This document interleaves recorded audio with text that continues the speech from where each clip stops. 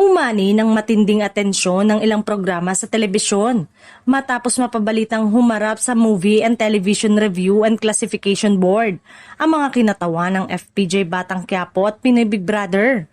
Kaugnay ng ilang eksena at content na umani ng reklamo mula sa publiko. Layunin umano ng pagdinig na masigurong naaayon sa pamantayan ng mga ipinapalabas na programa sa telebisyon. Sa panig ng FPJ Batang Quiapo, naging sentro ng usapan ng ilang intense na eksena na ikinabahala ng ilang manonood. Ayon sa mga ulat, ipinaliwanag ng production team ang konteksto ng mga eksena at binigyang diin na bahagi ito ng mas malawak na kwento at may kaakibat na gabay para sa viewers. Samantala, hinarap din ng pamunuan ng Pinoy Big Brother ang mga katanungan ng MTRCB kaugnay ng ilang pangyayari sa loob ng bahay ni Kuya na naging viral online. Tiniyak naman ng production na patuloy nilang sinusunod ang mga patakaran at nagsasagawa ng masusing monitoring upang mapanatili ang angkop sa publiko ang kanilang content.